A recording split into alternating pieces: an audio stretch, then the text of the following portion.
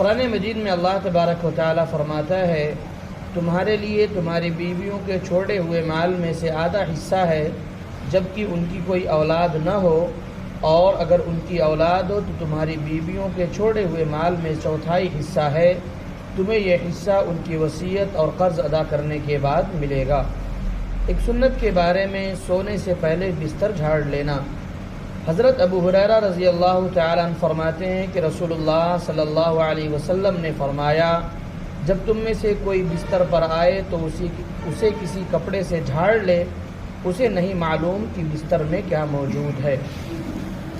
کچھ دن پہلے سائنس کی رپورٹ آئی تھی جو حضور صلی اللہ علیہ وسلم نے 1450 سال پہلے بتا دی، ہمیں ہدایت دے دی کہ بھائی بستر کو جھاڑ کر کے سویا کرو، ہو سکتا ہے کیڑے مکوڑے نیچے چھپ گئے ہوں، بھائی کیا پتہ۔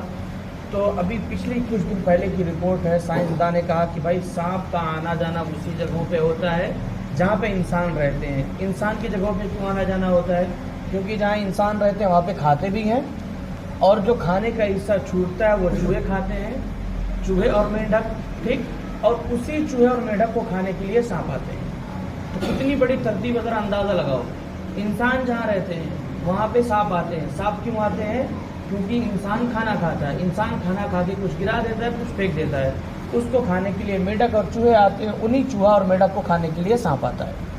اور رسول اللہ نے یہی ترتیب بتائی کہ ہو سکتا ہے آپ کے بستر میں بھی وہ چیز موجود ہو۔ تو سائنسدانوں نے کیا کہا کہ انسان کو چاہیے، ابھی کچھ دن پہلے کی رپورٹ ہے، زیادہ دن نہیں ہوا ہے، میں تو جانتا ہوں ابھی سال بھر بھی نہیں گزرے ہیں، کچھ دن پہلے کی رپورٹ ہے، سائنسدانوں نے کہا کہ جو حضور بتا کے چلے گئے بہت بڑی چیز ہے، اور ہمیشہ بستر کو جھاڑ کر کے ہی سونا چاہیے۔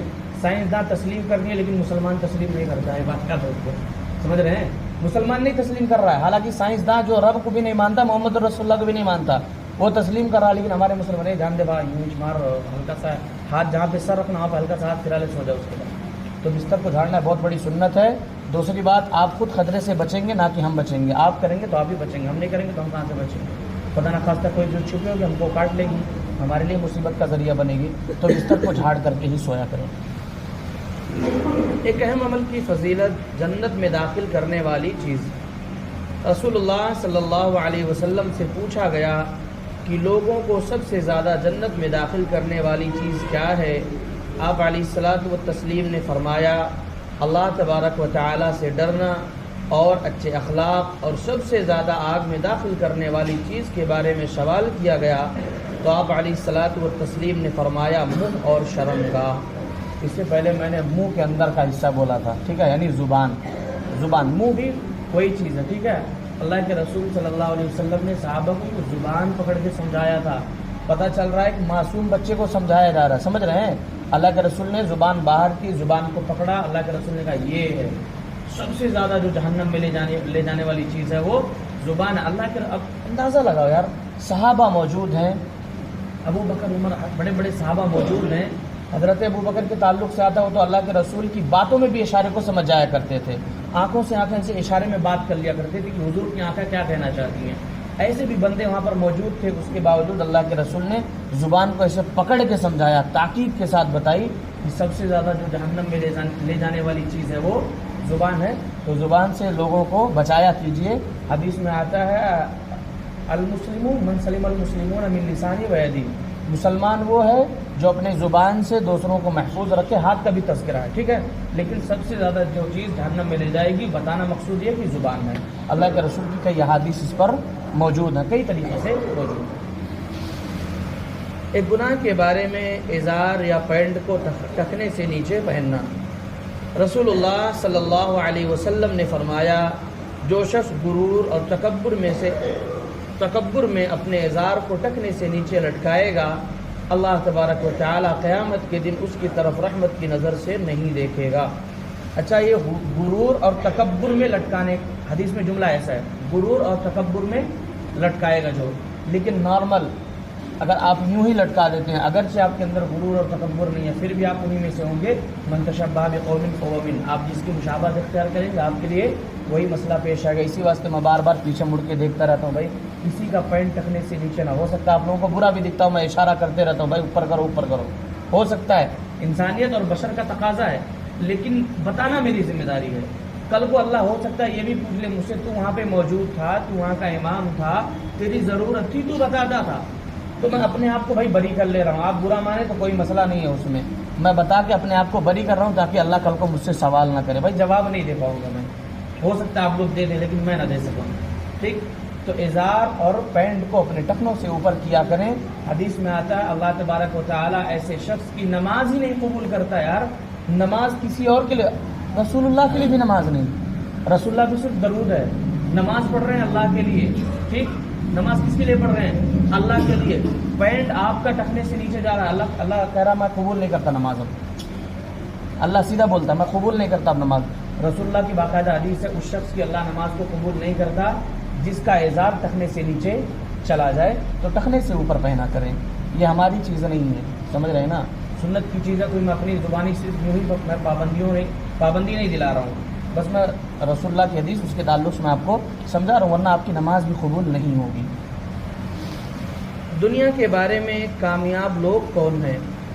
رسول اللہ صلی اللہ علیہ وسلم نے فرمایا کامیاب ہو گیا وہ شخص جس نے اسلام قبول کیا اور اس کو ضرورت کے بقدر روزی ملی اور اللہ تبارک و تعالی نے اس کو دی ہوئی روزی پر قناعت کرنے والا بنا دیا. آخرت کے بارے میں اہل جنت کا اکرام. قرآن مجید میں اللہ تبارک و تعالی فرماتا ہے یقیناً نیک لوگ آرام میں ہوں گے. اللہ تبارک و تعالی ان کے لیے جنت میں ایسی ایسی چیزیں تیار کر رکھی ہیں جس میں وہ عیش و عشرت کے ساتھ رہیں گے. اور آرام کا اندازہ یوں لگائیں کہ وہاں پر شراب کی بھی ندیاں ہوں گی، دودھ کی بھی ندیاں ہوں گی، اور ایسی پاکیزہ شراب ہوگی جس کی طرف انسان ہمیشہ راغب ہوتا ہے اور رغبت ہونی بھی چاہیے، کیونکہ وہ اللہ تبارک و تعالی کی طرف سے انعام و اکرام ہے. طب نبی سے علاج گائے کے دودھ کے فائدے. رسول اللہ صلی اللہ علیہ وسلم نے فرمایا گائے کا دودھ استعمال کیا کرو کیونکہ وہ ہر قسم کے پودوں کو چرتی ہے، اس لیے اس کے دودھ میں ہر بیماری سے شفا ہے. اچھا، کئی کتابوں میں یہ بات بھی ملتی ہے کہ گائے کے دودھ میں جو ہے وہ شفا ہے، لیکن اس کے گوشت میں خرابی ہے، ہمارے لیے نقصان ہے. ٹھیک ہے، بعض کتابوں میں ملتا ہے. ٹھیک ہے، تو میں اس کا تذکرہ اس واسطے کر رہا ہوں کہ کافی ساری چیزیں ہندوستان میں سمجھ سکتے ہیں، صرف باتوں سے ہی سمجھ لیں، اس کو کھلوانا نہ چاہیں. ٹھیک ہے، تو کافی ساری چیزیں ہیں تو میں پابند نہیں کر رہا ہوں، لیکن ایک بات بتا رہا ہوں مسئلے کے حد تک کہ گائے کے دودھ میں شفا اور اس کے گوشت میں ہمارے لیے نقصان ہے. تو چھوڑ دیں، کیوں ان سے بھیڑ رہے ہیں، کٹ ڈالیں. ہمارے لیے فائدے کی چیز ہی نہیں ہے، کھا سکتے ہیں، منع نہیں ہے، حرام نہیں کرنے کو بول رہا ہوں، ورنہ اللہ کل کو مجھے پکڑ لے گا. فائدہ ہمارے لیے نہیں تو چھٹی ڈالیں. کیوں کہتے ہیں نا کہ جب کیچڑ میں کچھ پھینکو گے اپنے اوپر آئے گا اٹھ کر کے، تو ضرورت نہیں ہے، بس چھوڑ دیں، ہٹا دیں اس کو. اور مسئلے کی حد تک اگر سمجھانے کی بات ہو تو ایسی چیزوں کو ایسے مواقع پر جہاں لوگوں کی جانا جا سکتی ہے وہاں پر چھوڑ ہی دینا چاہیے. ٹھیک ہے، مسئلے کی حد تک میں بات بول رہا ہوں، یہ مت سوچنا کہ حضرت حرام کر دے رہے ہیں. قرآن مجید کی نصیحت. قرآن مجید میں اللہ تبارک و تعالی فرماتا ہے کیا ایمان والوں کے لیے ابھی تک ایسا وقت نہیں آیا کہ ان کے دل اللہ تبارک و تعالی کی نصیحت اور دین حق جو نازل ہوا ہے اس کے سامنے جھک جائیں اور ان لوگوں کی طرف نہ جائیں جن کو ان سے پہلے کتاب دی گئی تھی. یعنی وہ وقت آ چکا ہے کہ مسلمانوں کے دل قرآن، اللہ تبارک و تعالیٰ کی یاد اور اس کے سچے دین کے سامنے جھک جائیں. اچھا، کل بہت ہی دل دہلانے والا ایک واقعہ میرے سامنے پیش آیا. یہ اپنا کون سا ایریا، یہ سامنے مارکیٹ ہے، کون سا علاقہ کہلاتا ہے؟ امبیڈکر نگر. وہاں سامنے 2 مندر ہے. دیکھو 2 مندروں میں میں ادھر ہی گیا تھا، وہ پانی پوری کھانے گیا تھا، میں بس شوق لگا چلا گیا. تو میں نے دیکھا ایک وہ سائڈ مندر ہے، ایک سامنے کی سائڈ جو روڈ پہ بالکل سٹ کے بنی ہوئی ہے، وہ سائڈ والی مندر میں 4 عورتیں تھیں، مسلمان عورتیں باقاعدہ حجاب کے ساتھ، اور 2 عورتیں اس والے مندر میں تھیں. اندازہ لگائیں، ایمان والی عورت ہے، برقع پہن کے گئی ہوئی ہے، کیا کر رہی ہو؟ آخرکار ہماری مڈکسرا کے لوگ تھے نا. وہ پتہ چلا، جب میں پتہ لگایا تو یہ پہاڑ والا ایریا نا، وہ پیچھے بس ڈپو جہاں پہ اپنی ہے مڈکسرا کی، بعض والے علاقے سے وہ لوگ آئے ہوئے تھے. اندازہ لگائیں کہ آخرکار ہماری کمیوں کی وجہ سے یہ سب ہو رہا ہے نا. ادھر جماعت نہیں جاتی ہے کیا؟ جماعت جاتی ہے ادھر، محنت نہیں ہے پھر ادھر. آپ لوگوں میں سے کسی کا علاقہ ہے وہ؟ آپ کا علاقہ ہے، تھوڑا محنت کریں وہاں پہ بھائی. 4-6 عورتوں کو میں نے دیکھا اور باقاعدہ یوں مورتی کے سامنے یوں بالکل سر خم کر کے ہاتھ جوڑ کر کے کھڑی ہوئی تھی. میرا کلیجہ ہل گیا. میں نے کہا کل کو میں وہاں پہ بچے کو بلا کے بات کرنا چاہا، لیکن پھر میرے دل میں یہ خیال آیا کہ بہت سارے لوگ وہاں پہ جمع ہیں اور پھر وہ موقع بھی نہیں تھا، عورتیں تھیں تو ان سے کون بات کرے گا، ایک بچہ بھی ان کے ساتھ تھا. میں سوچا تھا بچے کو بلاؤں گا، پھر سوچا بچے کو بلاؤں گا تو عورتیں بھی سامنے مخاطب ہو جائیں گی، تو میں پردے کی حیا سے ان سے بات نہ کر سکا. لیکن یقین مانو دل اس وقت میرا بہت رویا، بہت مجھے تکلیف ہوئی کہ آخرکار ہمارے مڈک سیرا میں لوگ اتنی محنت کر رہے ہیں، جماعتیں بار بار آ رہی ہیں، لوگ 2 گشت ہفتے میں 2 گشت ہو رہا ہے نا، ہفتے میں 2 گشت ہو رہا ہے، اس کے باوجود کیا کمی ہے بھائی مڈک سیرت کے اندر؟ یا تو ہماری اور آپ کی کمی یہ کہ ہم لوگ صحیح سے نہیں کر رہے ہیں، یا تو ہماری اور ہمارے گھر والوں کی کمی یوں ہو رہی ہے کہ ہم لوگ ان سے مخاطب ہو کے بات نہیں کر رہے ہیں، ان کو نہیں سمجھا رہے ہیں، یا تو اوپر ہو رہا ہے کام کو ذرا مضبوطی سے کریں. کسی چیز کی ضرورت ہو، کوئی مسئلے پیش آتے ہیں، کہیں پہ کھڑا ہونا ہو تو میں بھی کھڑا ہوں گا، اس کے لیے میں انکار نہیں کرتا، میں بھی شامل ہو کے جاؤں گا. لیکن اللہ کے واسطے کام جو کر رہے ہیں مضبوطی کے ساتھ کریں، تاکہ کم سے کم ہمارا یہ علاقہ ہے. دیکھو اللہ تبارک و تعالیٰ ہم سے پوچھے گا، ہماری پہنچ ہے وہاں تک، کوثر مسجد تک ہماری پہنچ ہے، ہم وہاں جا کر کے لوگوں سے بات کر سکتے ہیں، لوگوں کو سمجھا سکتے ہیں.